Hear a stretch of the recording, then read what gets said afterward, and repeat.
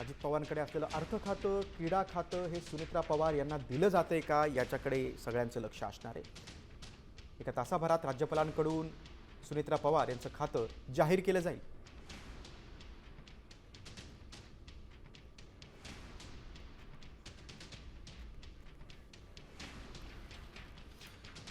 उपमुख्यमंत्री सुनेत्रा पवार देवगिरी बंगल्यावर दाखल झाल्यात। उपमुख्यमंत्री पदाची शपथ घेतल्यानंतर त्या देवगिरी बंगल्यावर दाखल झालेल्या आहेत।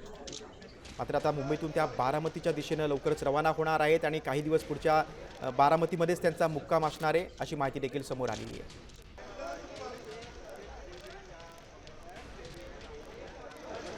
उपमुख्यमंत्री पदाची शपथ घेतल्यानंतर सुनेत्रा पवार देवगिरी बंगल्यावर दाखल झालेले आहेत।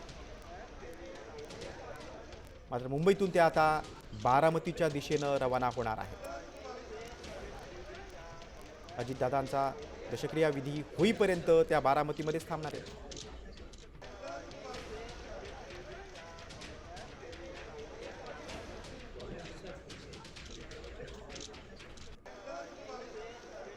काही वेळापूर्वीच आपण बघतो लोकभवनात सुनेत्रा पवारांचा शपथविधी सोहळा पार पडला। अजित पवार यांच्या पत्नी सुनेत्रा पवार यांनी महाराष्ट्राच्या उपमुख्यमंत्री पदाची शपथ घेतली आहे। महाराष्ट्रातील पहिल्या महिला उपमुख्यमंत्री त्या ठरल्या। मोजक्या नेत्यांच्या उपस्थितीत लोकभवनात शपथविधी सोहळा पार पडला। राज्यपाल आचार्य देवव्रत यांनी सुनेत्रा पवार यांना मंत्रिपदाची आणि गोपनीयतेची शपथ दिली। या कार्यक्रमासाठी राज्यपाल आचार्य देवव्रत, मुख्यमंत्री देवेंद्र फडणवीस, उपमुख्यमंत्री एकनाथ शिंदे, मुख्य सचिव आणि राजशिष्टाचार विभागाचे वरिष्ठ अधिकारी उपस्थित होते।